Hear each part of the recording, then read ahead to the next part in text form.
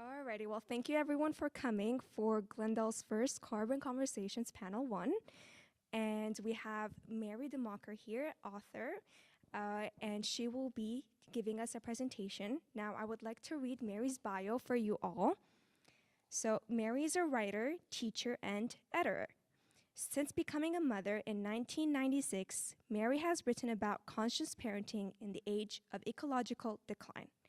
In 2014, she co-founded and became creative director of 350.org's Eugene chapter. She's led art-centered climate rallies and writings featured in Art Cop 21, PBS NewsHour, National Public Radio, and the New York Times. She's been quoted in the Washington Post, Wired, National Geographic, and more.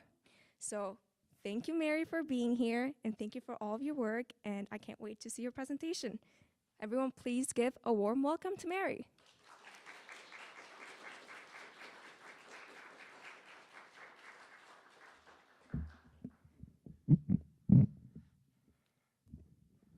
Thank you so much, Nora, and thank you all for coming. How is the sound here? Yeah, it's all right? Okay. Thank you for coming out on a beautiful night. Well, to me, it's especially beautiful because yesterday in Oregon, we were getting snowed on. It was 28 degrees, so it's really nice to be here. I want to just also thank Tor Allen over there, who is the Solar Schoolhouse and organized this event tonight with Elizabeth. Where's Elizabeth? With Elizabeth, with the city of Glendale, and with the library, and also Dina, who was part of organizing this event tonight. And I just appreciate all the work that you all do every day, all day long, to create more opportunities for connection around things that are going to help us learn together and to, learn a lot of things, but also learn about the climate crisis and how we can be empowered in it. So tonight I'm going to talk about climate revolution, but I'm really going to focus a lot on young people. And what my hope is that we can all work towards a just and vibrant future for everybody. So here's how I'm going to approach this in 3 acts. One is just to give you a little sense of who I am and what organizing I've done with kids. And then I'll highlight 2 projects that people really seem to like and that had a big impact. So those are kind of fun visuals for you to see.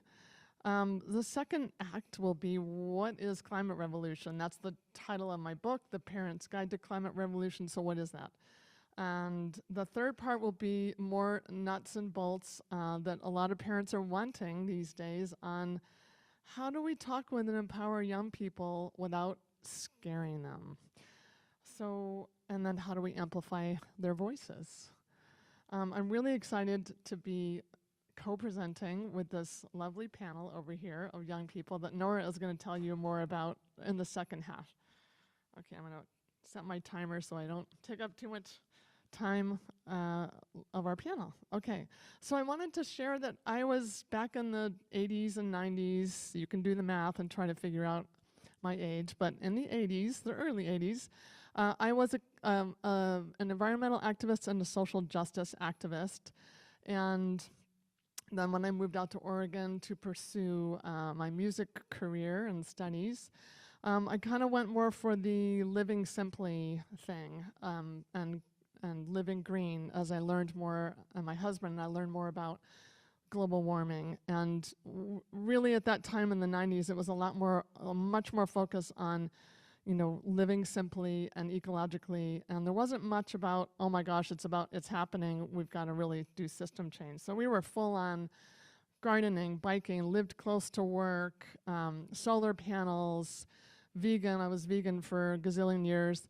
And then, sorry, I went too fast here. Then these beautiful children came along, and if you look around, you might find one of them in this room. And her uncle and her husband. So when I had kids, things just changed. Once you become a parent, for those of you that are parents or might one day become one or have nieces or nephews or you work with children, something changes when you love children.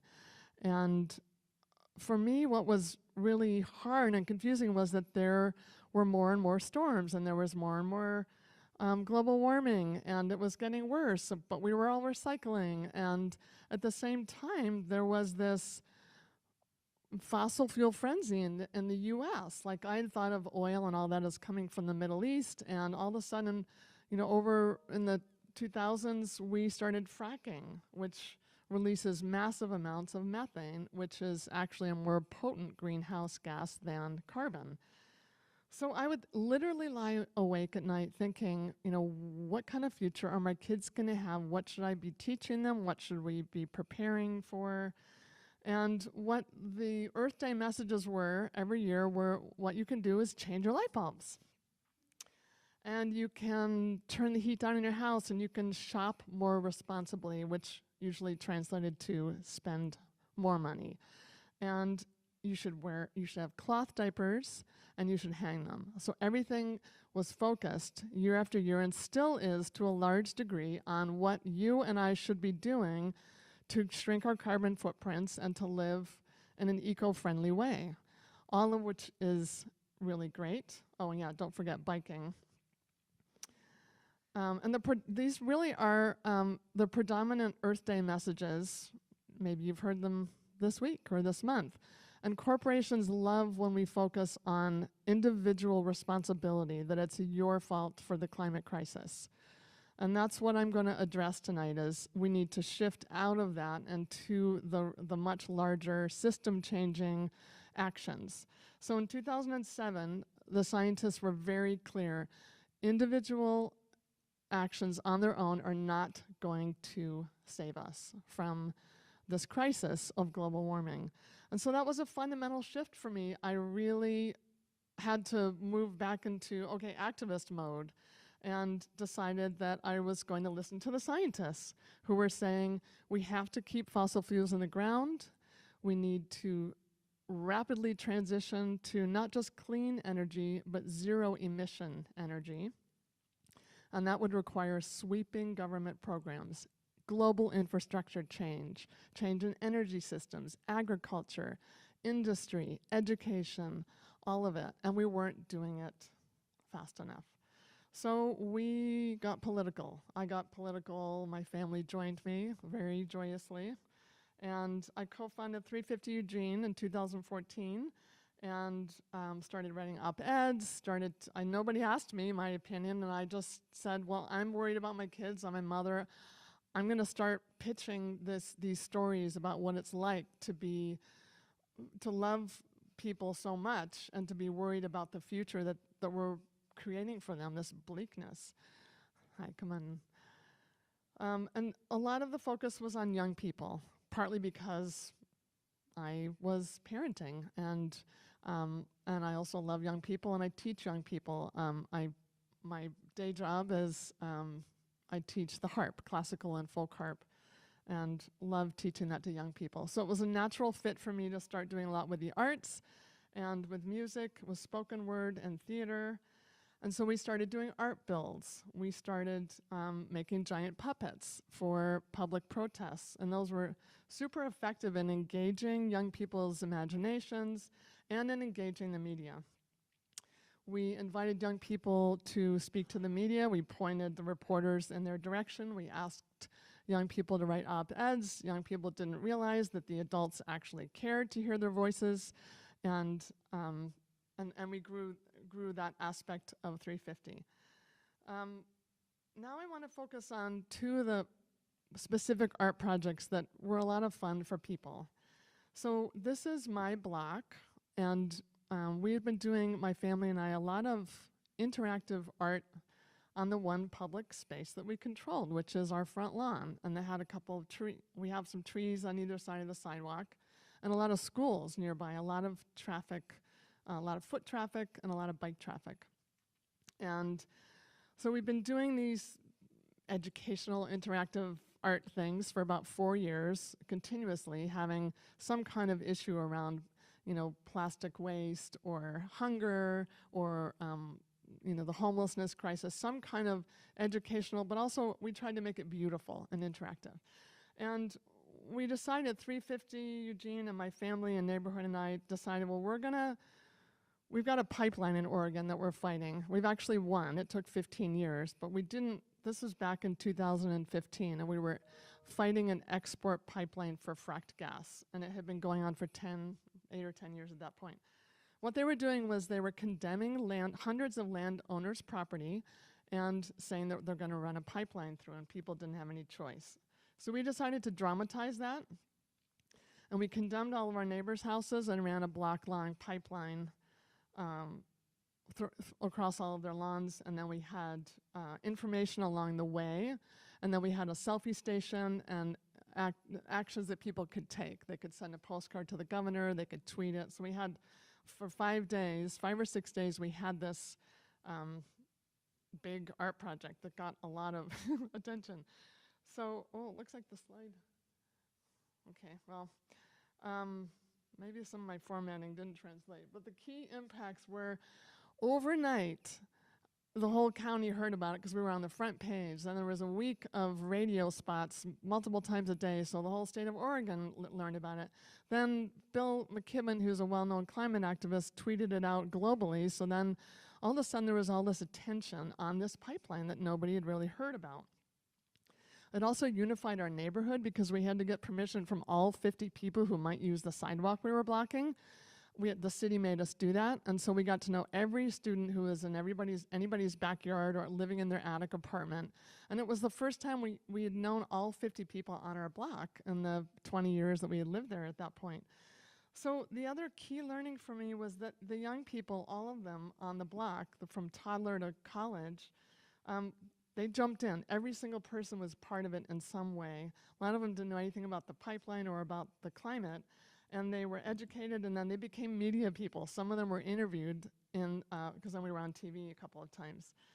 So I think for me that was a pivotal moment to see how happy it made people to be part of this wacky, kind of desperate thing that went on for 6 days on the block.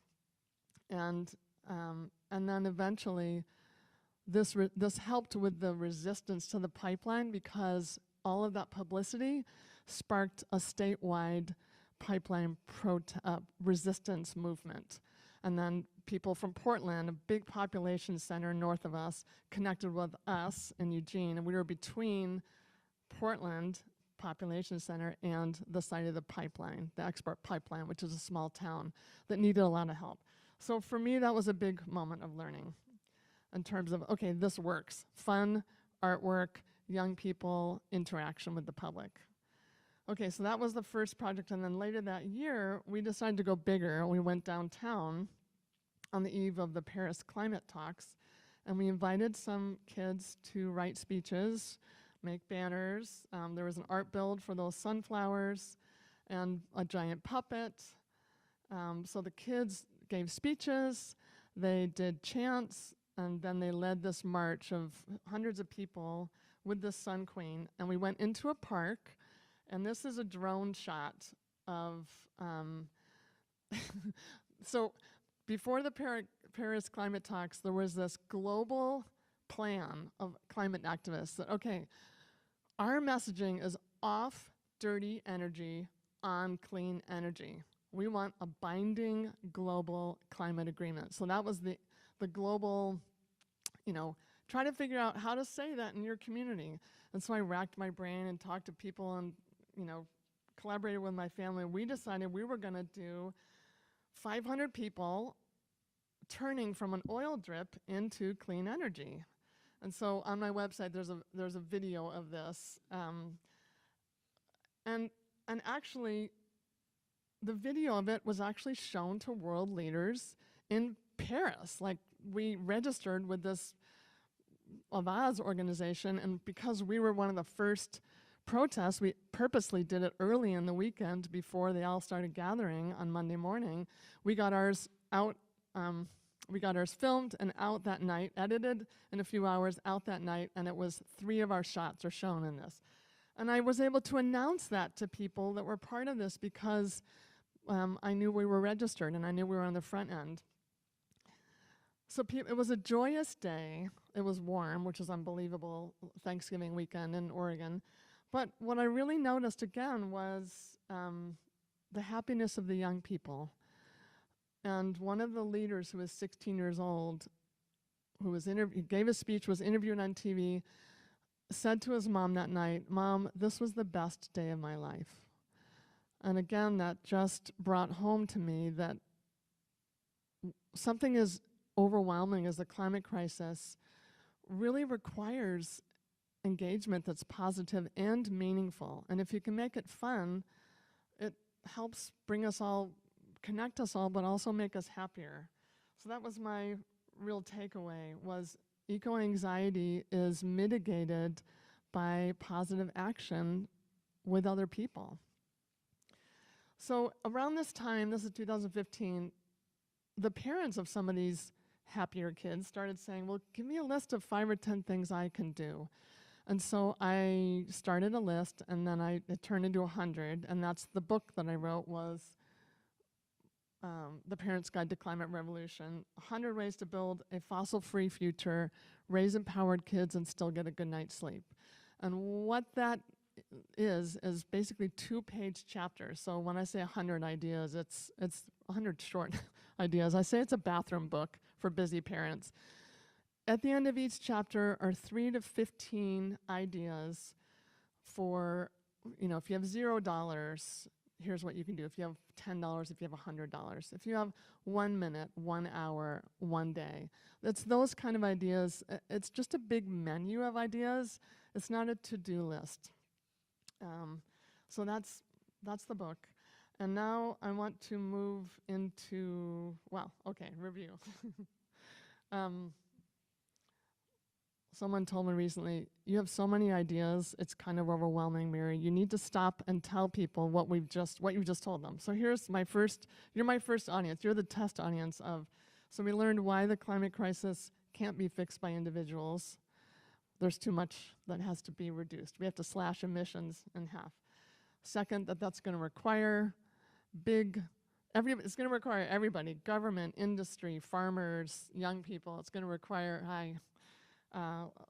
whole society change, but that's really going to need to be led and funded by government policies.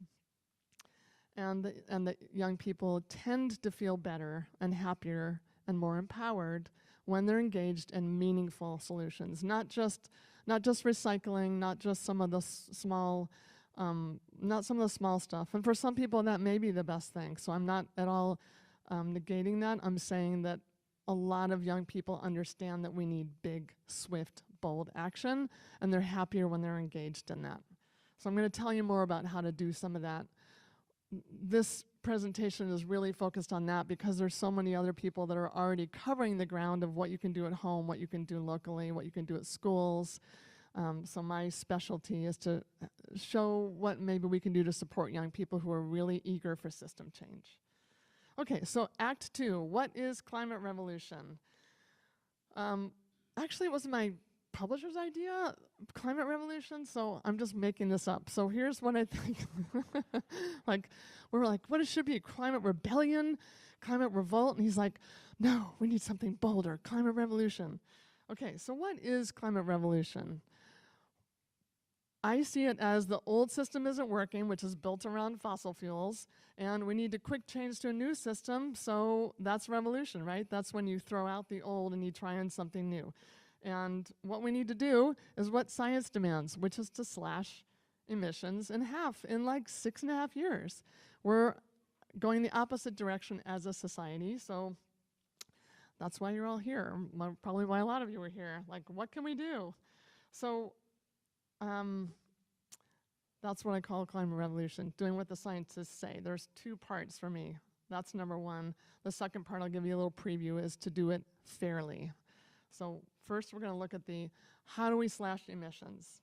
Okay, slashing emissions means that we have to end the fossil fuel era. A lot of us have been trying for 2 decades. A lot of this is seeping into the mainstream. It gets bandied about by politicians at high levels and sometimes completely ignored and denied, depending on who's in the White House and who controls the Congress, as you know. But because fossil fuels are the leading cause of emissions, we have to end fossil fuels, and we have to do it now. So one fact when people don't quite or not sure that that's really true is that 90 corporations are responsible for the overwhelming majority of greenhouse gas emissions. So we need to end fossil fuels and leap to clean, zero emission technologies, most of which already exist. So that means solar and wind everywhere. Wind is the cheapest form of energy that you can get right now. And it's the fastest, and it's clean, and it's affordable. One of the things that is kind of not as well known is restoring wetlands and riparian areas. People generally know about the importance of protecting trees, which are carbon, they lock in a lot of carbon, but they don't always know that rangelands matter and agriculture matters, how we farm matters. Coastal areas are apparently major places to sequester carbon. So coastal forests, you've got some, we've got some. So another thing, yeah, like I mentioned, regenerative agriculture. These are some farmers back east. It enriches the soil, it captures carbon, and then a lot of this regenerative agriculture is also connected to the zero food waste, the zero waste movement, which is important as well. We can green our cities. This is, you would probably guess, Amsterdam, the most, or maybe it's Copenhagen, more bikes than cars. They have bicycle infrastructure. Nobody's wearing a helmet because you don't have to worry so much about colliding with a car. One of the top ways to slash emissions is to educate girls and women everywhere, all over the planet, because this is a lever on population growth, and it's good for community health. When you have women and girls educated, they tend to give back in critical ways to their community and to family and community health. You can read about any of these solutions in Drawdown. Tor has it over there. It's fabulous, and there are more solutions than I have time to share tonight. So this is the second part of climate revolution, is doing all of these things fairly. On a global level, a lot of people know that the global north is responsible for most emissions, and the United States has more legacy emissions in the atmosphere than any other country. So this whole, we should be blaming China or India, it's the US. And it's the US that's the global leader in terms of military and finance and ambition. So when Trump pulled out of the Paris Climate Accords, that was very damaging to global ambition. So we're in the belly of the beast in many ways, and there's a lot more power in terms of our voices than there are in other countries in general. Obviously, it matters how we use that power. One of the things that the global south, and particularly island nations, are asking for is financial help to transition their infrastructures, to ruggedize them, to prepare for the coming impacts, and to help them bounce back after the intense storms that are more intense in the global south. Okay, so good news and bad news. The good news is all of these solutions are actually better for human health. If you don't have fossil fuels, you cut down by millions on a global level the number of people who die every year from lung diseases. You cut down on childhood asthma, and you generally cut down on pollution and toxicity in your cities. Another thing about choosing a more democratized and decentralized form of energy is that our local economies are more resilient. We bounce back from storms, and you don't have this brittle system where everybody loses, 500,000 people lose power, when you have micro wind and micro solar and passive and all kinds of more decentralized forms of energy. Okay, so here's the bad news. Fossil fuel companies don't want to end selling coal, oil, and gas. That's obvious. And they control a lot of politicians who are, because they're so wealthy, the top 6 campaign contribution recipients. No, the top 6 givers of money in the last several elections were all oil companies. So it infiltrates our it infiltrates our political system. Okay, and if you don't know about Exxon, there's a book out called Exxon New, and essentially Exxon has known since the 60s that their product was heating the planet. Their own scientists were doing as good or better work than NASA was doing in terms of predicting when things would really become rough. And they predicted it almost to the year in terms of the temperature rise. They then did, instead of leading the public to, sharing the public, supporting science, trying to mitigate the crisis, they actually started attacking scientists and misleading the public, which they've been doing now for about 2 decades, and robbed us of critical years to switch off of fossil fuels. So more and more governments are suing the fossil fuel companies, so that'll be interesting to see how that plays out in court. So a lot of times people feel like, well, this is overwhelming, it's government, has to do it. But I want to say part of the bad news is that there's actually not anything sort of teed up to get us to slashing our emissions in half by 2030. At the executive level, even a pro-climate solution president is hobbled by a climate-denying Congress. And the judiciary has now, with the 6-3 majority of conservatives, they are much more pro-industry than past justices. So we're seeing how that's playing out in some of the fossil fuel cases that are now getting to court. So that's not to depress you, but it's also that if we are trying to actually do what needs to be done and try to empower young people and create a future, this is it right now, today, the next few years. And we have to be honest about what we're facing. We are facing a government that is captive to fossil fuel interests through their subsidy programs, through the ways that the politics are taken over by campaign contributions. It's pretty straightforward. So while there are people that are trying, I don't want to negate that. I think we really have to be honest about the fact that we are not on track with science-based solutions. Not only that, but our global meetings are actually shaped in ways that would shock you if you're not up on this by fossil fuel corporations. There were more fossil fuel lobbyists at the last global meeting than there were delegates. There were more than 600 fossil fuel paid lobbyists. Next year's is going to be run by the CEO of the United Arab Emirates oil company. So that sort of tells you the kind of ambition that these global agreements have. And people have been screaming about this for years, but a lot of the public doesn't actually know how corrupt it is in that sense. Billionaires are not going to save us with their swashbuckling Mars fantasies, nor with their geoengineering. Sorry, Gates. Sorry, Elon Musk. They're not leading us. They're actually have media that's really has rampant climate misinformation, especially since Musk took over Twitter 6 or 8 months ago. So that's a little rough. Okay, so this may explain why recent research has revealed that young people are pretty pissed off. They feel betrayed by our generation. They feel frightened. Well, you can see some of these statistics up here. More than half say that they feel it affects their daily lives and functioning. Now that's already, let's step out and put the context of school shootings, the rising costs of living, social media and its craziness, the debt.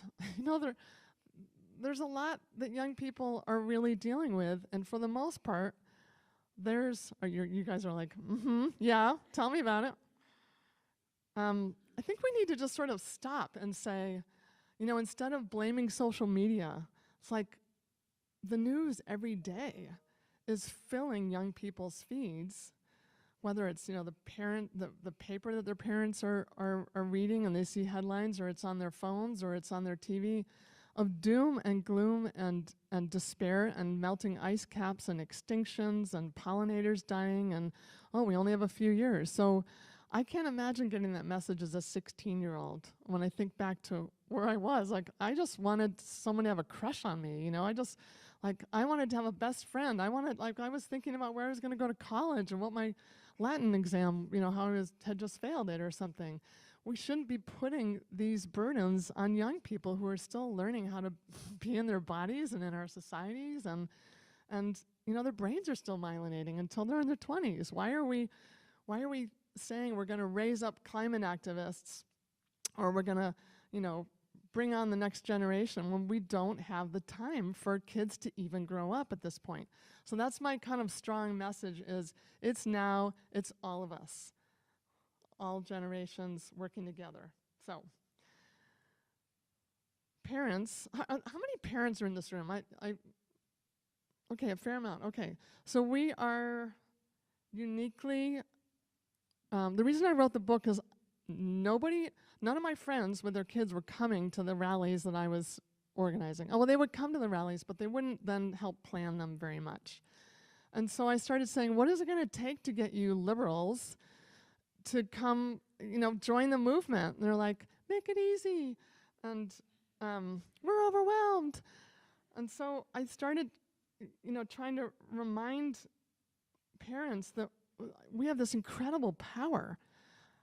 As I mentioned before, we're in the belly of the beast, so we have, outsized power from other parents and other nations that don't have the political power on a global level. But we have a unique power to amplify young people's voices and help them because we love them. Love is a pretty powerful force. We also have moral authority because we don't have an agenda. We're not selling anything. We have a moral authority that we want to protect our children. We're hardwired to protect them. I would take a bullet, as any of you would, for your kids. That's how it works, unless you're not very healthy in your mental state. But every healthy adult will take a bullet for their child. The other reason that parents are important is that we actually, I remember realizing at one point, I have more money than ever. I have more friends. I have more relatives. Like, I'm at this point in my life, sort of mid-stride, where I have my networks from college. I have my networks from my neighborhood. I have, spiritual networks. I have work networks. Like, I know more people than I've ever known in my life. These are networks of power. These are networks of resources and opportunities for young people. And we, I know the mayor now. I didn't know a mayor, 10 years ago. So I think sometimes we forget when we're in our, kind of busy, that we actually have a lot to offer young people in terms of connections and financial support and expertise. So there's the pitch for parents. Okay, so now you've heard about solutions. I kind of ran through some of the natural, nature-based solutions that are proven, that are existing, that need to be scaled up. So I want to just, breathe. There are solutions. That's what the scientists are telling us. And now I want to move to the third part, which is how do we talk with and empower young people of different ages? So first, reminder, we have to get clear on why there's hope to make the future better. Scientists say it's difficult but doable, and it requires radical changes. I love when scientists use words like radical and revolutionary, but those are the kind of words they're using now. Okay, so I'm gonna now just go through a few kind of fast, ideas. Again, a lot of these are from the book. You can buy the book so you can take it home.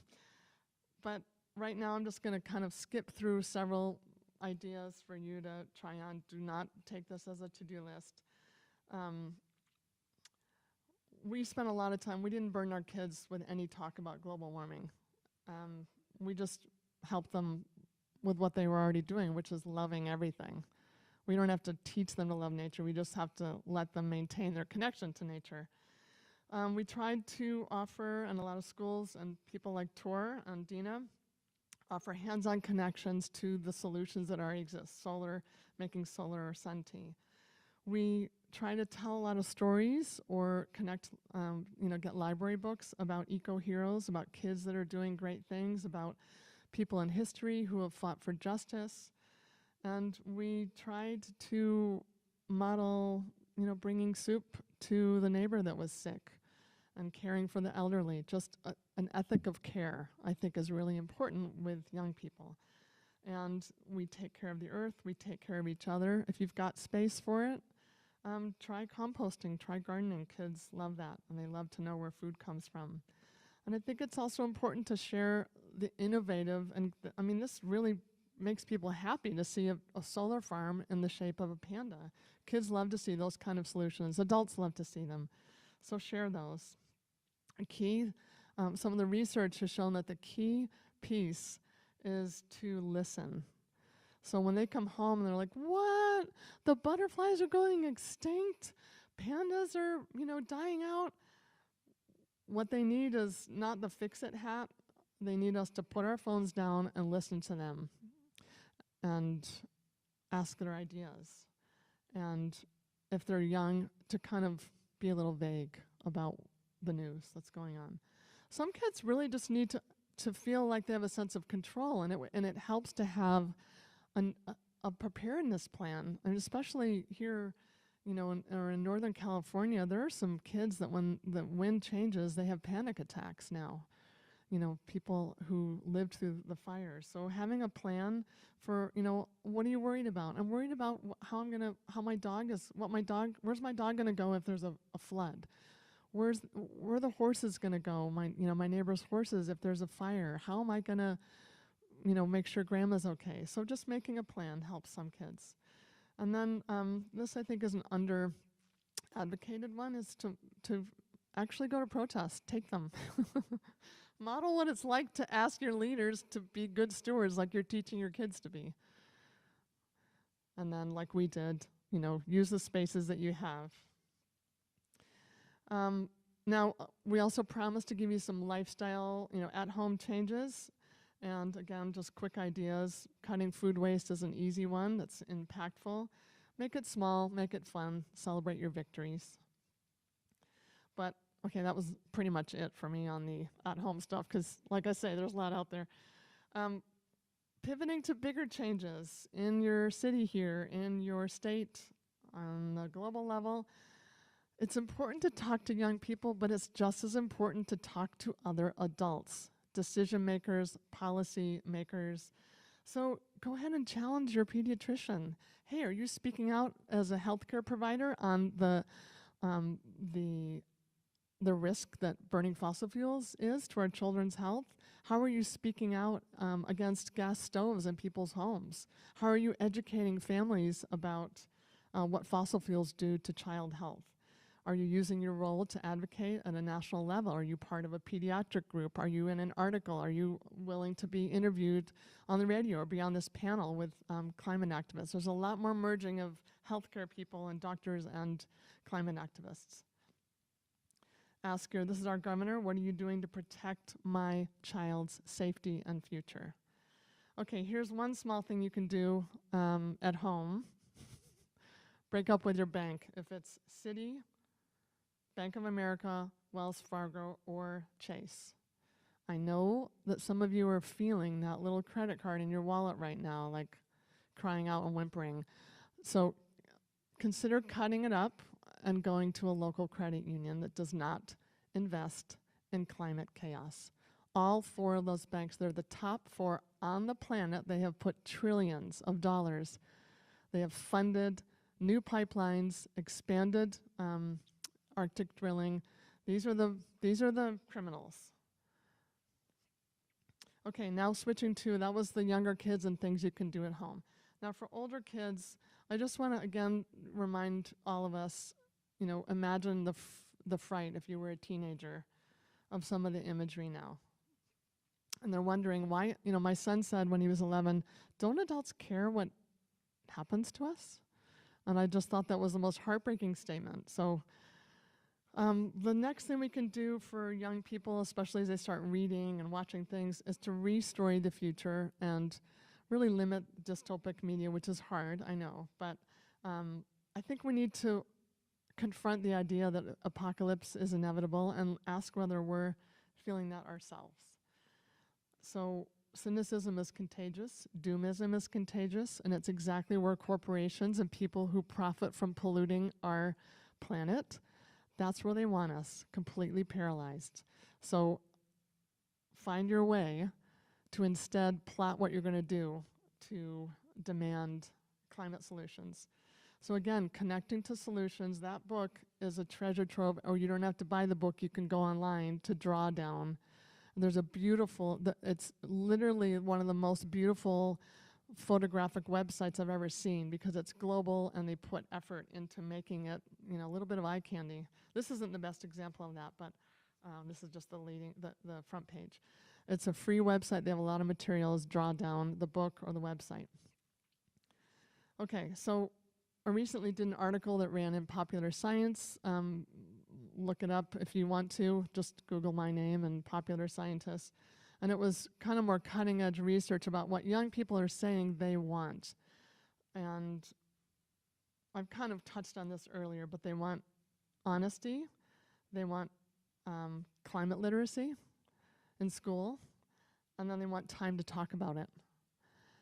And they want civic empowerment. They want change.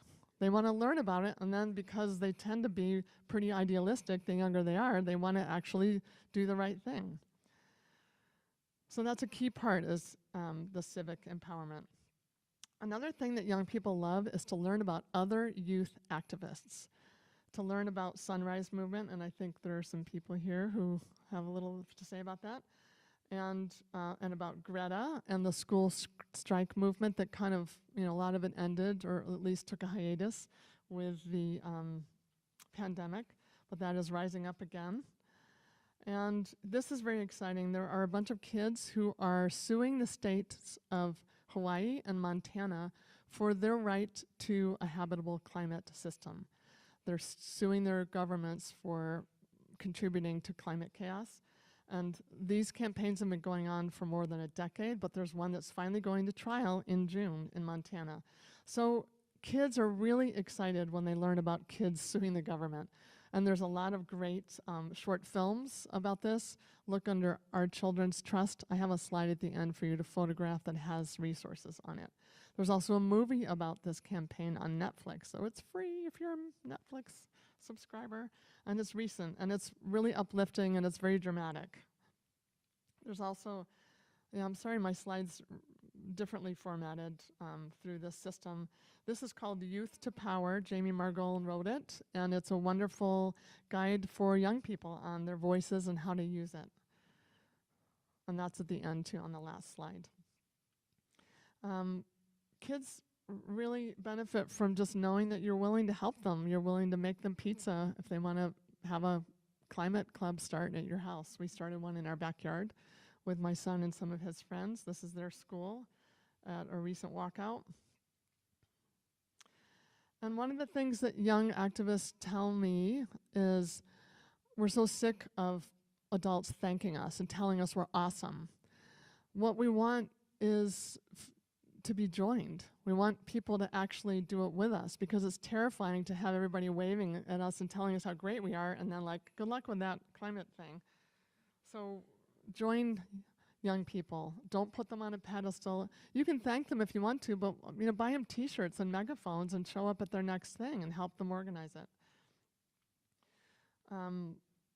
One thing that I want to, this is, we're wrapping up a little here, and I wanted to say that in 2012, there were dozens of new fossil fuel projects or expansions proposed in my neighborhood in the Pacific Northwest. And we were terrified. And now, 11 years later, how many of those projects do you think have been built out of the maybe 38 that were proposed, and some of them look like done deals in 2012? Come on, give me some guesses. How many have been built? Yes, okay, yes, you're brilliant, 0. And the reason is that we've had a ferocious uprising, and all through Oregon, Washington, British Columbia. It's been really beautiful to be part of, I have to say, in Northern California. And this is just proof that when we fight, we win. Or at least we make some changes. I may not win the whole big thing. I mean, we've got a big, daunting problem to solve. I don't know what's going to happen, but I'm certainly going to try. And it's really nice to have your good, fine company on this. And here's another factoid. I'm sorry, again, about not being able to read it. Erica Chenoweth wrote a book recently about what it takes for a nonviolent revolution to succeed. Turns out it takes 3.5% of the population actively engaged in the problem, nonviolent. Then it makes the changes last. So that's not very many people, 3.5% actively engaged. So I want to end on the proposal. The theme here is that young people's energy, their innovation, their brilliance, everybody loves young people. Everything that they bring, their brilliance and their moral authority combined with the things I mentioned earlier, our networks, our financial power, our access to power, our expertise, our love for them, we'll do anything for you. Those things together, that's pretty unstoppable. And I don't think that it's actually been built out very well yet. I think we're still working on that.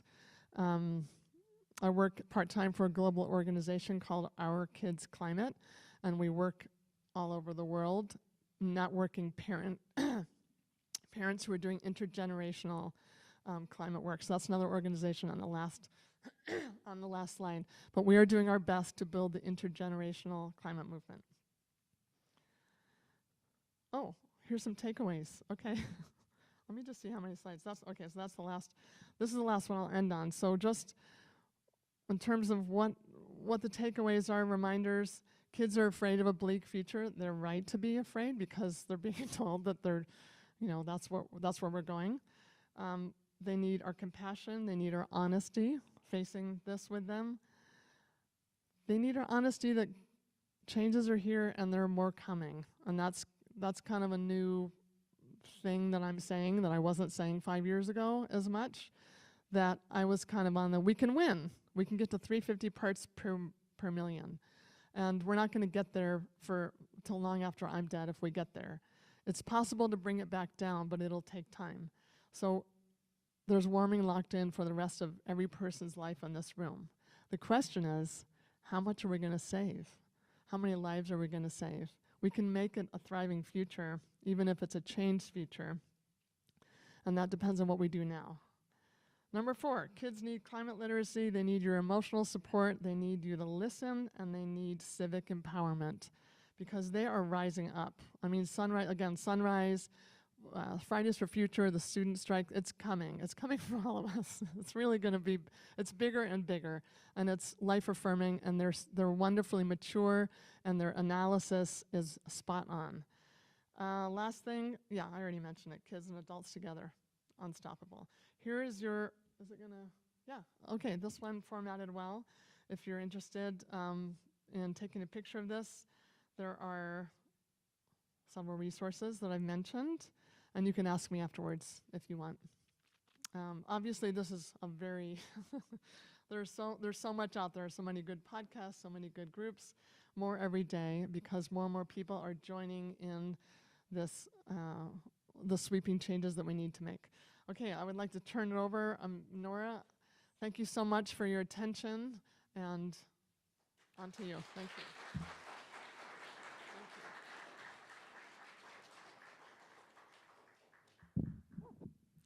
Thank you so much, Mary. Now I would like to invite each panelist to go on stage. And as they do, I'm just going to go ahead and read their bios for you. So we have Mike. Mike is a political science student at Glendale Community College. He is also a student ex officio commissioner of, I'm just going to stop for the noise for a second.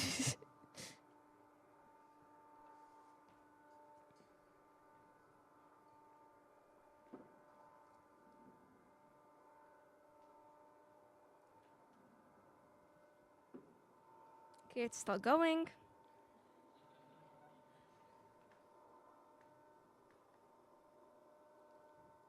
Almost there. Yippee! And he is also an executive board member of the Democratic Party for the San Francisco Valley. He's an avid supporter of sustainable infrastructure, transit, and urban planning, with career aspirations to work in politics to help communities. And we also have Yuzuna in the middle right there. And Yuzuna is a student passionate about sustainability, environmental science, and environmental law. She is a student ex officio commissioner of Glendale Sustainability Commission, a member of the California Commission on the Status of Women and Girls, a NOAA Oceans Guardian Youth Ambassador, and a future Blue Youth Council member. Her goal is to spread climate change awareness and develop creative climate change solutions. We also have Julia right over there. And Julia is a Crescenta Valley High School senior passionate about enacting social progress through sustainable development. She founded the Pear Tree Foundation, establishing a platform for students to spearhead community environmental initiatives. She was part of One Up Action LA and Extinction Rebellion Youth LA and organized demonstrations and meetings with LADWP leadership regarding the water crisis. In the fall, she will be majoring in sustainable environmental design. And I also have a bio for myself, but honestly, all you need to know about me is that I like Taylor Swift and the Earth, both probably too much. And I will go ahead and now join the stage.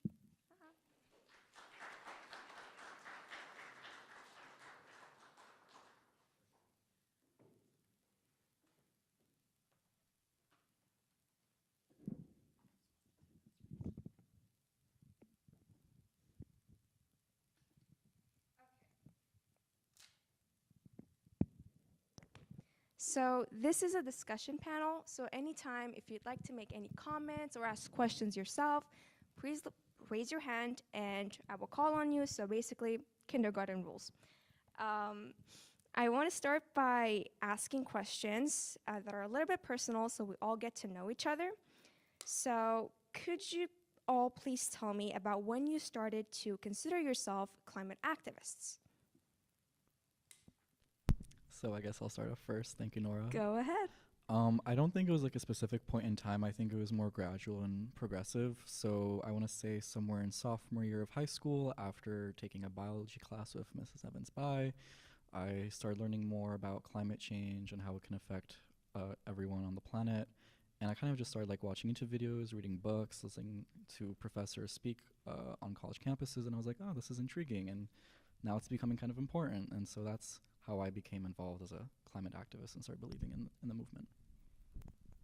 Thank you. Yeah, so it's the same for me. I think it was really gradual. I was always like pretty conscious about my actions, but I took an AP environmental science class in my junior year, and that really helped me understand like the really great impacts of the things that I'm doing and also how the world is changing.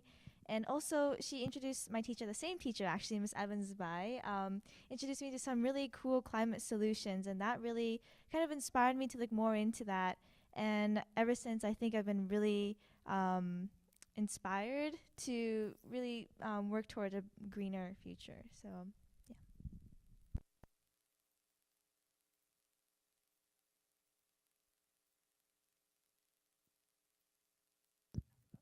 Like that.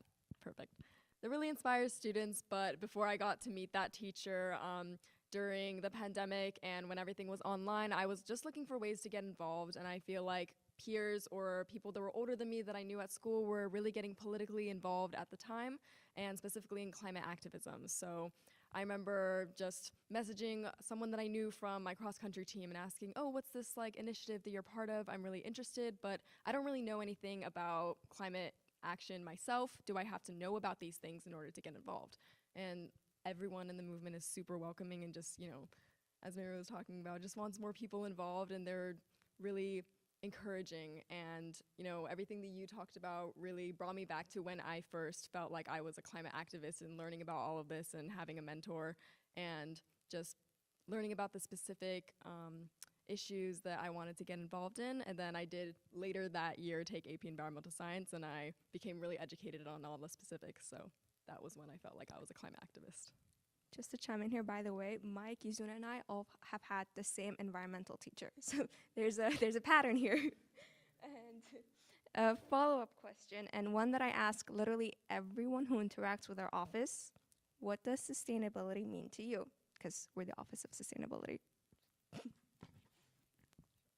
I'll go first. So sustainability to me just means being aware of how you consume your resources and also looking towards the future. I feel like a lot of people can go about their day not being very conscious of the impact that we have on our environments. And sustainability to me just means being more aware of that and really appreciating the resources that we have when we use them. Yeah, I definitely agree with everything you just said, but also just like the individual actions that show that you're thinking about how you're using up the like natural resources, but also like government entities and other organizations who have a lot of power. Just also thinking about how their actions are influencing the environment, and taking steps to prevent like the tragedy of the commons and using up all of these resources. So yeah, definitely just looking toward the future and making smart choices. Yeah, absolutely. And to echo what both of you said, I think it's vital that especially people who are younger are engaged with civic engagement, talking to your local politicians, your state senators and assemblymen, because at the end of the day, this is how they figure out what the people want, and we are current and future voters, and that, they care about that. And so if you're going to take anything away from what I'm saying, is that civic engagement is pivotal, because that is pretty much the only way we can really solve climate change, is by government policy and having action to better manage our climate crisis. I actually am having trouble hearing, so I'm not sure what the question was. Did you say what is sustainability? Yeah, what does sustainability mean to you? What does it mean to you? Okay. I actually question the concept of sustainability. A lot of climate activists are really questioning that word itself, because a lot of there's a question about what's actually sustainable in terms of like sustainable tourism or sustainable development, when really what's required by the science at this point is for us to completely change how we're doing everything. So for me, that's not exactly my specialty, because I'm kind of coming from the activist a little more like, we've got to change everything fast. So it's not really my realm, I guess, as much. And I would just also throw out, just for us to consider, Robin Wall Kimmerer has a book called Braiding Sweetgrass. Has anybody read that book? Yeah, a few. Okay. It's a beautiful book of stories. She's an indigenous a member of the Potawatomi tribe, and she's also a botanist, so she comes at sustainability questions from both angles.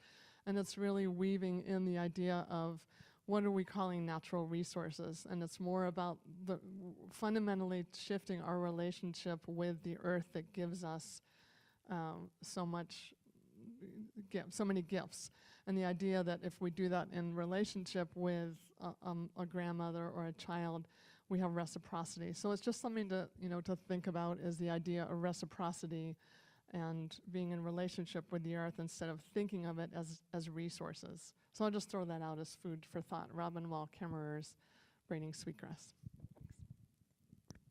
Well, thank you. We are going to get even more personal here. What is an imperfect environmentalist action that you did recently, or something that can be considered like imperfect, but we're all human? So. I take really long showers, which is ironic because I got involved in the climate movement surrounding LA's water crisis, but I do waste a lot of water, so I'm sorry. For me, I advocate for public transit a lot, biking, walking, but there are times where I'm like, that bus is in like 1 hour, let me like order Uber. So that kind of is my imperfect environmentalist initiative. I have a very similar confession. I got here using a Lyft. So yeah, definitely. Well, I'm self-conscious because I'm staying at this Airbnb, and I wasn't sure if I could drink the water when we came in last night, so I grabbed this bottle. So I'm just aware that I'm self-conscious about this.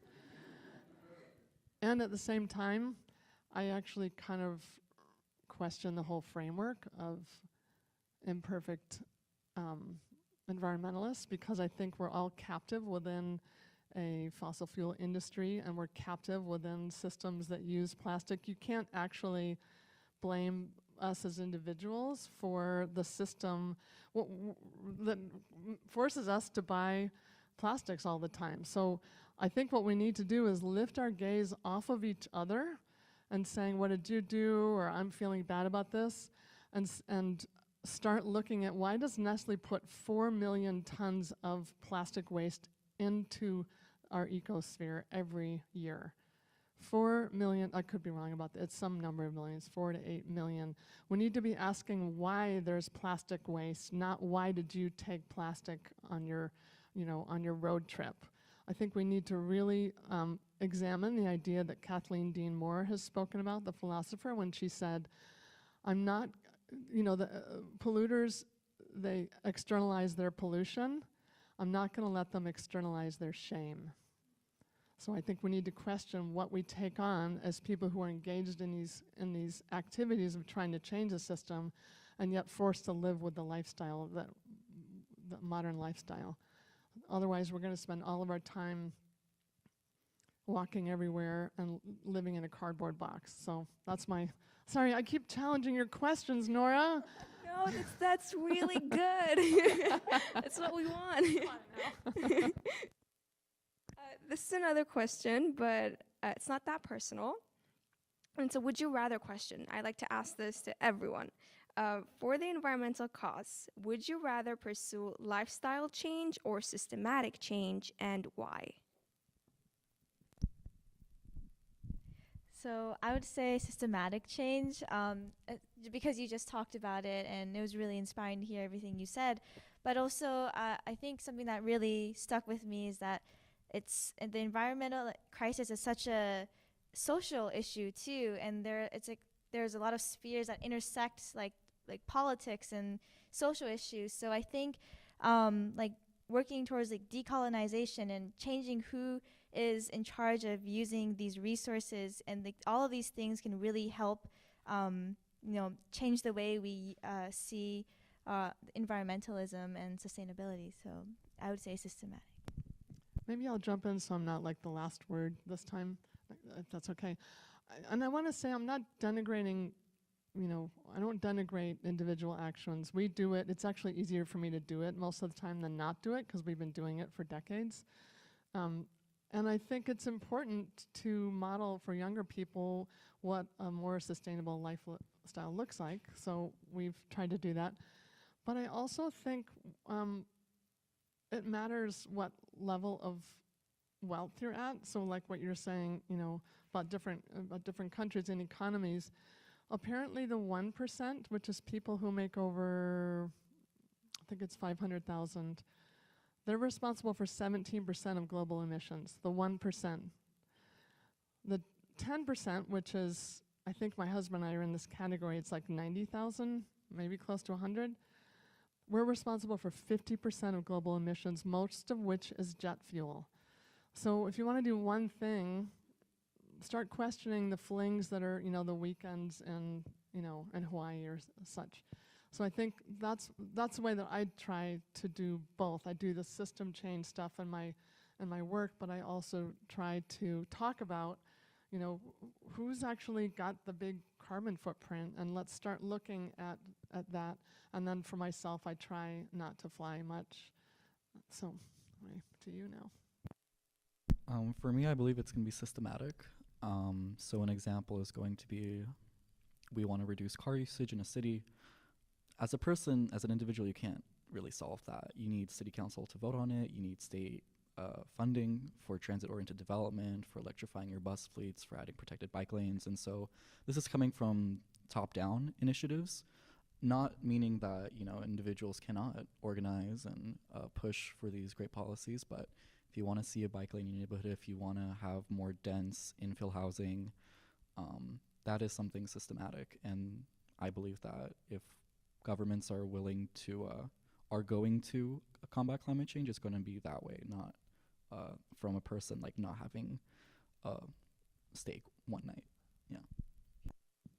I would say, since it was a would you rather question, I'm going to go with lifestyle change, just because I feel like that is what warrants more connection with the individual and talking with people specifically and getting people engaged enough to want to tackle that bigger problem of systemic change.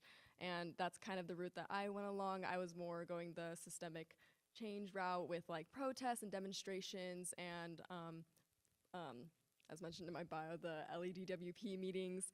And while that was very rewarding, working with those bigger entities wasn't as impactful in my personal experience because I did it for a short amount of time versus working directly with my school and the school administrators and children in my community and getting them excited personally. And I feel like I would rather do the lifestyle change just so I can work with people more directly. And I saw that you had your hand up. Would you like to comment?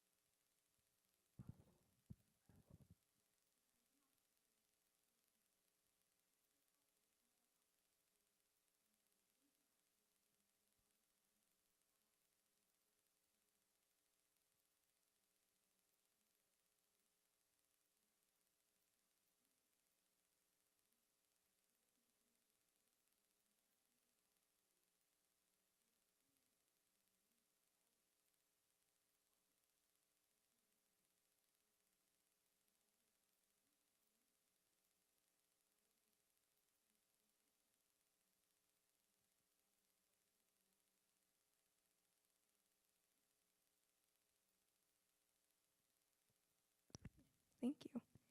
And I'd like to segue into a passage that you wrote where you say, we can begin with the assumption that everyone wants a livable planet and stop requiring that individuals be lifestyle heroes. To me, this stands out as a very inviting, rally around the same basic want for survival approach. Can you elaborate on how to best practice said approach? And everyone, please chime in. Let me go ahead. I'm pretty hearing impaired, so Yes. It's it sounds question like 5. it's question 5. Okay, Yes. thank you.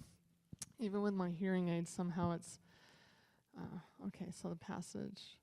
We can begin with the assumption that everyone wants a livable planet and stop requiring that individuals be lifestyle heroes. To me, this stands out as a very inviting rally around the same basic want for survival approach. Yeah, I think we need to find our common ground.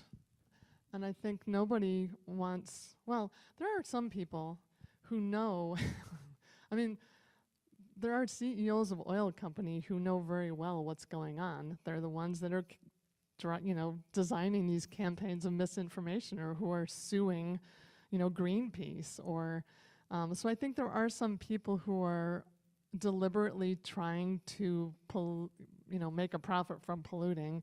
And I think they're just a little, I don't know, they weren't raised well or their wiring is off or something is up that they don't connect to their basic humanity or to the legacy, of where we've come from and what we owe to ancestors and mostly what we owe to the future. So I know that those people exist who don't care for whatever reason, they're sociopaths or and such.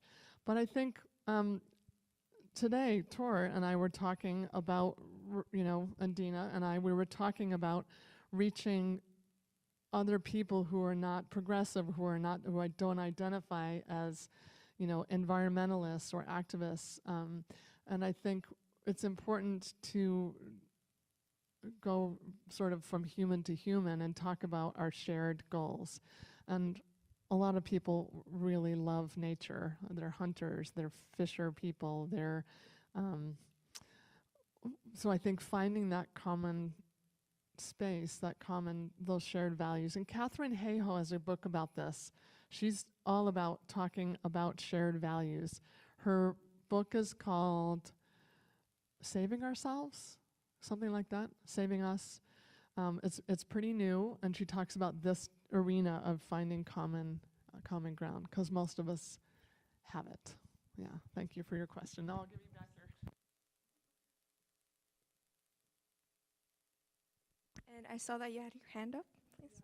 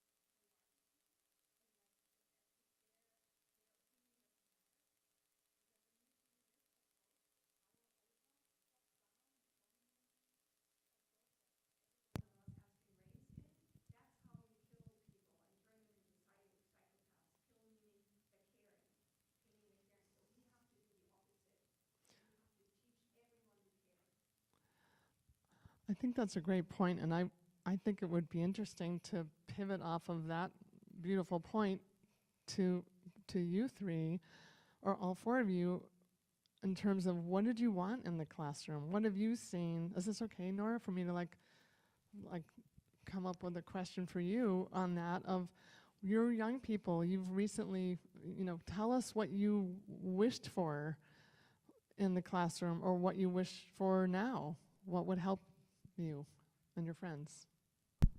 Definitely. I think not having doomerism as like the overarching like factor in the chapter, like yeah, it is a crisis and there is a lot of doom and gloom, unfortunately, but that shouldn't be like the feature of the chapter. Like when we were learning about it or like seeing videos, it's like, oh yeah, like this is it. Like it's like always like what if, like who is gonna solve it, like who is gonna do something about it. It never really gives you like an avenue, an opportunity for solutions of like, oh, you are the solution. Like you should organize, you should be the ones implementing these great ideas locally and then challenging, as we saw in your presentation, like politicians and CEOs and everything. So maybe if we had something more community-based in our schools, like we would have like a day we would go all organize or plant some more trees on campus, something like that, interactive. Yeah, I love this topic, but climate education, climate literacy programs are really important, and I think what's more important is making sure that these programs aren't centered around just focusing on all the negatives, like, oh, this is so bad, and all of these things are leading to this, but it's also just as important to highlight all the good things that are happening too, because as young people, when you're faced with the idea that you can't really do anything about this, like you're just one person, you're one kid against the entire world. It's really disheartening, and it doesn't help at all for you to it doesn't inspire you in any way. So when you're faced with more of the positive side of how people are doing things to change things, or how pandas were the face of endangered species for years, and now they're not endangered anymore. Learning about all these things and these different solutions that people are coming up with every day is definitely really inspiring for students to want to also be a part of that change, positive change. So yeah, I definitely think climate literacy and shifting away from the doomism and highlighting all the great things that are also coming out of it is important.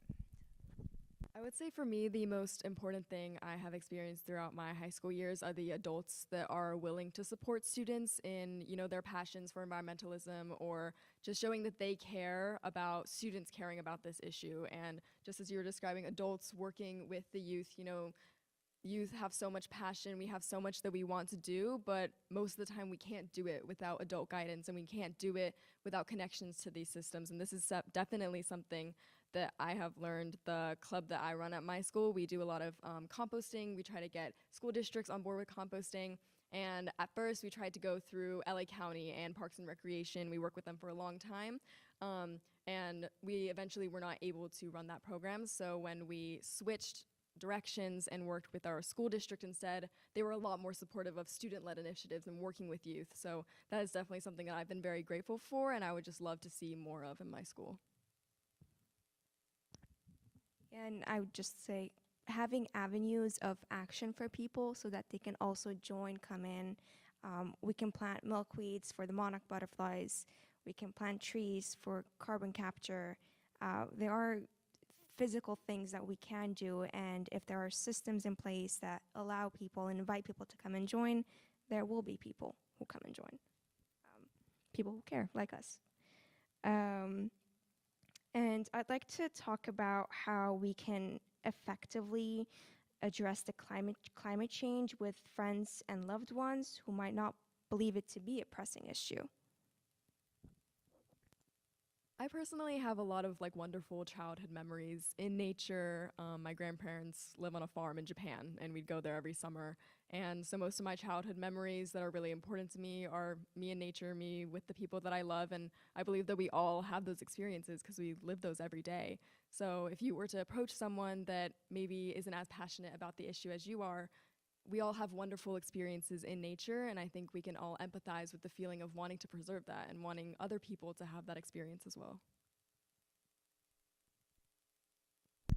Go ahead.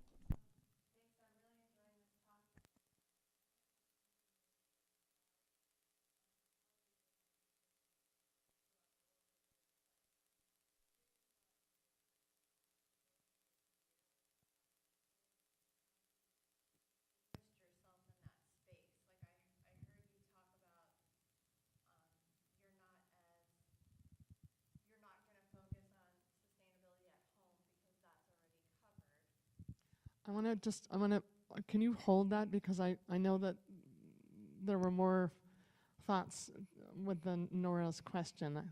It seemed like you both had something you might want to say about that. So that's a great question. I just want to let them finish speaking. Yeah, I think what's really important about when you're communicating with someone who might not exactly believe climate change to be a real thing, it's important to show them that the real faces, put a face to climate change. Sometimes numbers just don't cut it for some people.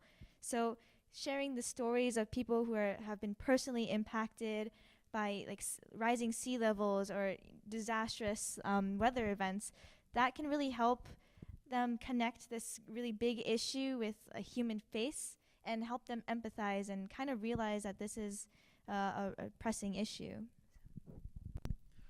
For me, it's going to be showing people what they can see directly. So if you don't believe in climate change, if I came across someone like that, I usually say, well, cars, for instance, emit a lot of pollutants, and if you stand there, you can smell the pollutants. We know it causes childhood asthma. We know it causes respiratory diseases. And so an example would be, we all want more walkable cities, so more fresh air, less reliance on combustion engines. So these are things that people can understand on the human level, more human-centric. And so even if you don't believe in climate change, getting dirty cars off the road is still a plus because you won't have as many kids ending up in the hospital because of asthma. Or you'll have cleaner streets, more shade from trees, less urban heat island effect, so it'll be cooler in the summer, and you'll have a more community-based city if you have more dense housing that's more walkable. You can bike places instead of having to have a long haul drive. So that's what I would tell people. Yeah, Those are great ideas, and I think for me, I do some of the same thing, and I'll just say to people, this is what I'm going to do. It'd be great if you join me, but I don't worry about trying to get allies. I do a lot of the things that you three have spoken about, and throw things out there to see what sticks for people. But I think it's important to also just connect humanly, and if they're not there, if they're not ready, or if they're not there, I'm not going to work hard at trying to convince somebody.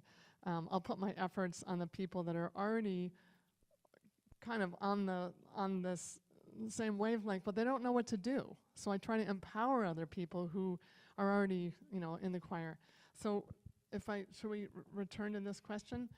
So you were asking about like how did I kind of start to have, to be this person who speaks out? Was that the essence of it? Like how did I?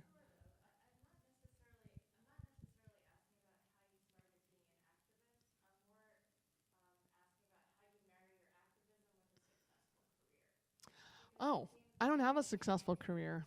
I don't. I don't make much money. I make my money teaching music because I've been doing it for 30 years. And probably 35 at this point. I make a little bit freelance. I don't have a great career. This is not a good career for, unless you're, maybe if I were super young and I had more energy or I had more connections or something, I'm not sure. Maybe if I had more of a tolerance for social media, I could do what people are telling me to do. And so it is not a great career. It is, I'm married to someone who's a teacher with a retirement. And so I just decided that I can't live with myself if I don't throw all my gifts at it. And I do have some gifts. I'm pretty good at writing. I've done a lot of theater. I worked in the film industry. I have a musical background since I was 5. So I have the ability to do these things, and I have the privilege of not having college debt that a lot of this generation does not have or will not have that privilege. And so I just see it as on my deathbed, whenever that is, I want to say that I did everything that I could, and I'm going to have to live, we live pretty simply in a lot of ways. We have more money lately, but for the first 50 years of our lives, we didn't have health insurance, and I still did this work because I couldn't live with myself without doing everything I could, knowing what I do. And so, but there are a lot of people that make a career at it. I just not me. And I don't want to dissuade you from doing that or anybody. I think a lot of you young people probably will have careers in this, but it's my personality, I guess. I just don't want one career, so I have 2. Yes?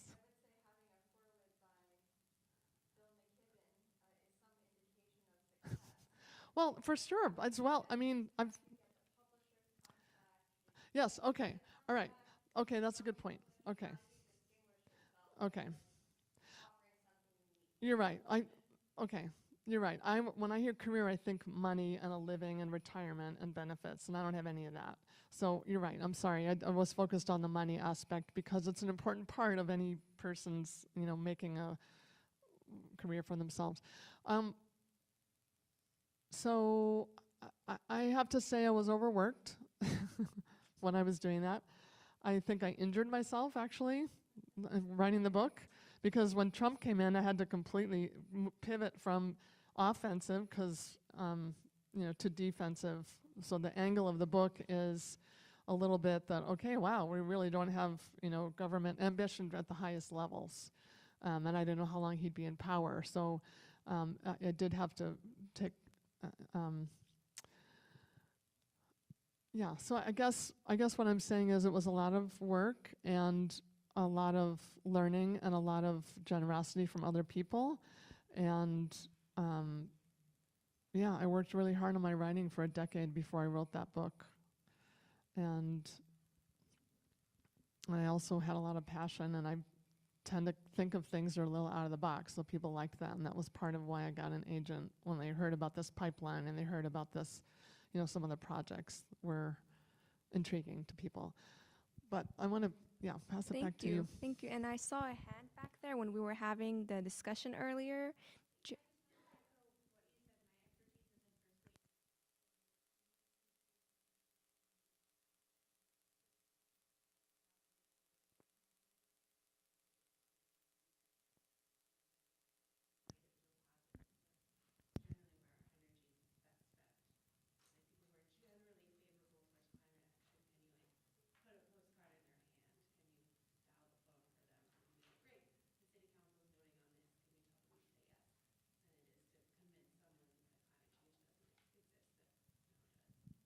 That's really helpful. That's very succinct. And that's, Yeah. The science is behind that, so thank you for that. Yeah, that's a good point. And we've talked a lot about climate anxiety and despair throughout, the presentation and everything, and we've mentioned it a few times. Can we talk about some tips that we can use to help ourselves and those around us to dealing with those emotions? How do we deal with climate anxiety? Ooh. I feel like Mary's presentation was a very thorough explanation of that. I obviously, probably for most of us, everything that was covered in the presentation is very daunting. I haven't really been taking a good look at all the numbers and all the images in a while, even though this is something I am engaged in pretty daily. But I find a lot of joy in how I spend my extra time because I'm always working with other students who also care about it just as much. We may find plenty of ways to make it fun. Today at school, we had our Earth Day celebration, and a friend of mine made a giant cutout pear because we are the Pear Tree Foundation, and we got someone to wear the pear around, and people took pictures with them. And the people who we handed out stickers, and our school, not that every single student is going to be just as engaged as the people who organize the event, but it brings a lot of joy to me that people are hearing about it, that Saturday, Earth Day, isn't just going to pass without anyone thinking about it. So that's how I deal with my anxieties about it, doing something about it, engaging with people, laughing with people, and loving the things that we do in order to try to help the issue. Yeah, definitely. I think one thing that really helps you overcome this doomism is taking action. And while you're taking action, meeting people who also care and who are also doing things to fight climate change. So participating in events either your Earth Day celebration or a local cleanup. For me, recently I had the 41st annual Avalon Underwater Harbor cleanup, and that was just really amazing for me, and it was really inspiring because even though it was a cleanup, there wasn't that much trash. And so that's a really great sign that things are going a lot better than you probably expected. I was expecting to pick up a lot more trash, but the biggest piece of trash I found underwater was a pickle, a hamburger pickle. So that made me really happy, and I also got to meet a lot of people there who cared about the environment and who were also actively engaged and always participating in these events. So that really helped a lot. For me, it's been providing information about local resources that people can use today, right now. So let's say you don't want to drive your gas guzzling vehicle anymore. If you're currently enrolled in a college or you have kids who are K to 12, there's something called LA Metro Go Pass. It's a free transit card, and they're expediting it for another year. And you could use that on any transit network, any train in LA County, and you'll get around. So that's one immediate resource, a tool where you don't have to use a car in LA County. Another one is looking up your local water and power website. So for GWP, for instance, they are providing subsidized or even free shower heads. I know they're giving out rain barrels, for instance, when it rains, if you request one. There's new electric reach codes that the city recently passed, for instance, and that's being incorporated in new buildings. So providing people information and resources so that they can utilize it can make them feel a bit more calm and better because you're controlling the narrative for your local and current environment.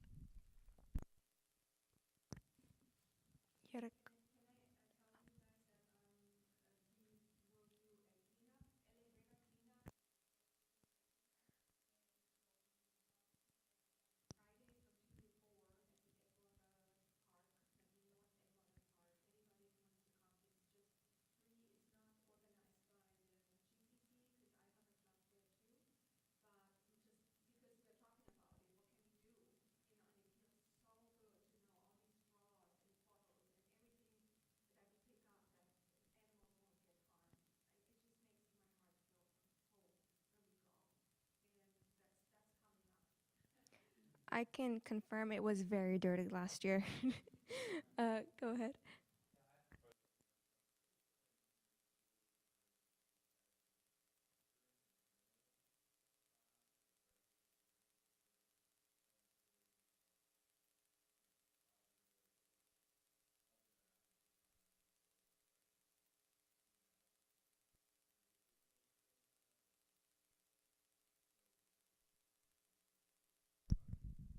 Yeah, so I'm not personally involved in my school's journalism, but I do have a similar experience about like highlighting all of these great things that are happening. I'm part of the Future Blue Youth Council. It's an international group of students, and we publish a newsletter with things like it's actually part of Bao Seat's program, and so the Bao Seat hosts an art contest every year, like visual media and also spoken word and poetry and writing.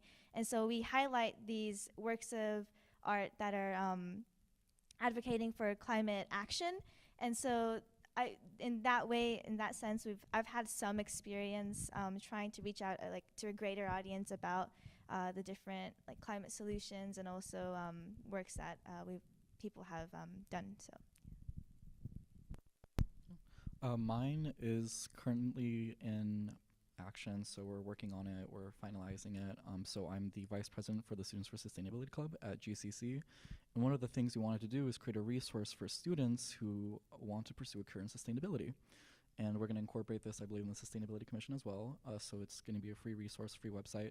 So essentially what we want to do is raise awareness for jobs that you could work as. So you can intern for a tree planting company. I know a lot of students are transferring out to UC systems, so if you're interested in chemistry or biology, a lot of chemical engineers and engineering companies are hiring, for instance, to like seek out more efficient ways of like refining fuel, biofuel, for instance, if that's the avenue that you're going into. Urban planning, for instance, we want to help integrate government websites into this website. And so that's some resources that we want to provide for students on top of like bi-monthly newsletters. Sorry. Well, my two best friends are actually the EICs of my school's journalism, so I get to hear a lot about how the class works, and yeah, I definitely think it's a great way to reach out to students, and just seeing that front page of like Earth Day or whatever, recycling or anything that's going on in the school or the community, just to let kids know. It just takes like one flyer, one newspaper article to get one more person involved, so I think that's definitely a great avenue.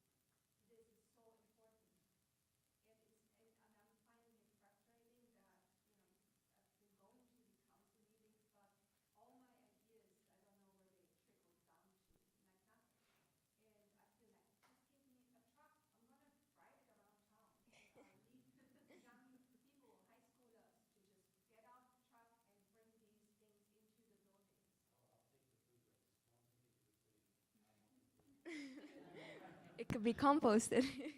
I think that's one of the important things too, is to fight for municipal composting. I mean, there are apartment buildings in Denmark where the buildings, like you're in your apartment, there's 30 apartments, and you just dump it on something and it gets sucked through some kind of magical Danish compost sucker. I mean, they have, like, their buildings are designed or they are designing buildings that incorporate all this, so it doesn't have to rely on these armies of, activists and young people who are not paid. And so that's kind of what I keep advocating, is we need to be electing people who are going to be implementing solutions that already exist in other countries and funding these things and not putting it on us to have to change our lifestyles and do double shifts as, workers and students and parents to then go and do the things that our government should be doing.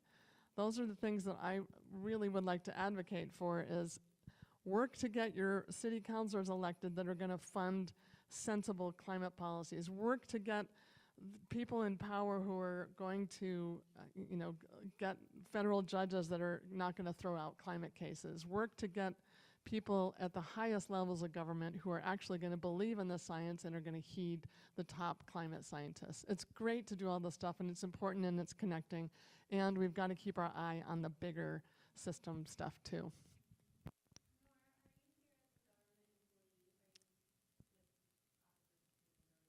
Yes.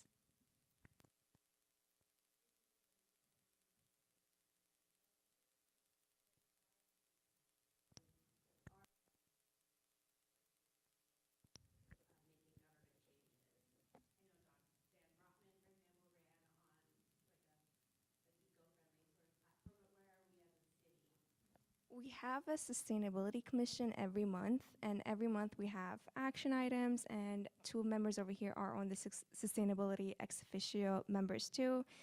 And there are exciting initiatives that we're constantly discussing, and it moves up the ladder. I'd just like to add something. I would love to get in touch with you.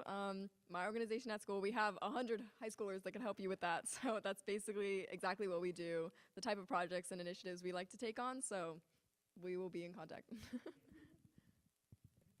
And I have one last question here, because we do have a raffle that we want to do. And my last question is, what is one piece of advice you would give to someone who is looking to become more involved in the climate movement? I'm going to kind of loop back around to civic engagement. Yes, it is so imperative that people read into who they are electing and what their values are and what they believe in, because at the end of the day, especially local politicians, this is where stuff gets done. It's not federal, it's not state. Yes, they provide funding and a benchmark and guidance in many ways, but most things are local ordinances. Most things are local city council meetings. And so thankfully Glendale is really sustainable compared to like other cities in the US.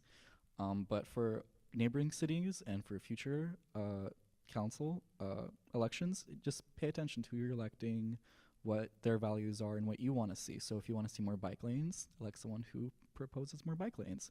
If you want to see more tree planting, more urban development, more affordable housing, look at initiatives and policies that certain politicians like and canvass for them, help them, get elected. Maybe encourage your other friends to, get involved in civic engagement. You don't have to necessarily just be voting. You could be out there helping clean up, like ex officio Commissioner Kudo mentioned over here. These are small local things that do make a greater impact if it's compounded by a lot of cities. Yeah, definitely. Okay.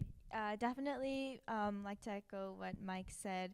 And even like beyond civic engagement, at your local school, you just have to look like really locally, like who do you interact with on a daily basis, and what are some environmental issues that you see on a day-to-day basis that you can maybe change. And so like getting involved with a schools club, or maybe like founding one yourself, because there might not already be one in place. There are a lot of things that you can do. You just have to take initiative, and you also have to put yourself out there and be really open to collaborating with other people, and making use of all the resources that you have. There's a lot of open data online too, so you can get into like mapping all of these statistics and doing your own research on different climate issues and developing your own climate solutions. And you just need to find the resources, maybe reaching out to a school teacher or something. So I think and even in government, people care. You have to realize that people care about your voice more than you think they do. So applying for these positions to be on like a council or becoming involved in government. All of these things are things that you can do to be more active in your environmentalism.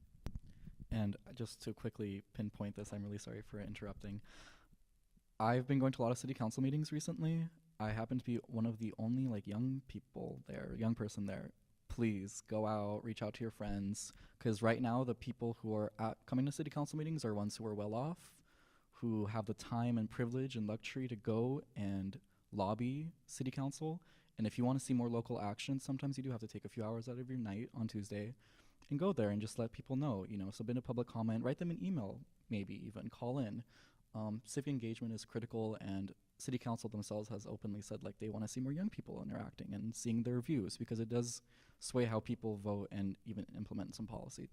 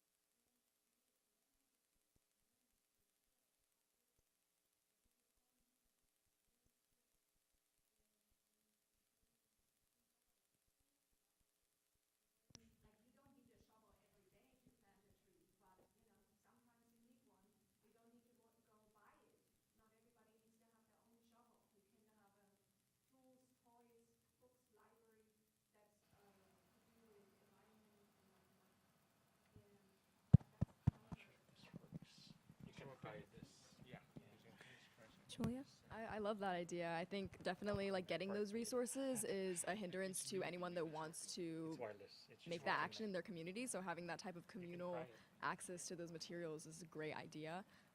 And to use that to answer the question, definitely ways that you can get involved. Programs like that, many of them exist that are similar, that have different benefits as the one that you were describing. And if you just look around, they are usually there. And then I think also looking within, as Mary was describing, what skills do you have to offer to the movement? Are you a good writer? Are you artistic? Are you really technologically savvy? And I think something that I've really enjoyed is seeing how different students can offer those different skills. There are students who can make websites for us, and people who make posters for us, and all of that is equally valuable to the movement that we are doing. So if you are looking to get involved, what are you good at and what can you offer to the movement? That's called the climate Venn diagram. What you want, what you like, what you can do. Yeah. Any last comment from our panelists here? We have to wrap up and do our I would just wrap-up. add, and what brings you joy? And for me, the arts and writing, and that's what I did, tell stories and make artwork on my front lawn, which grew. And that was with other people. So it made me happy to do those things. Also, you should run for office. You have a lot of good ideas. Alrighty.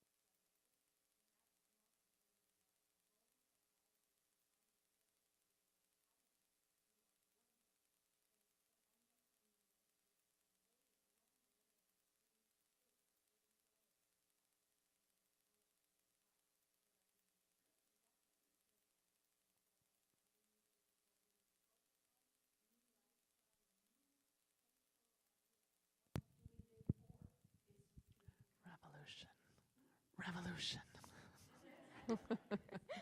It all ties around.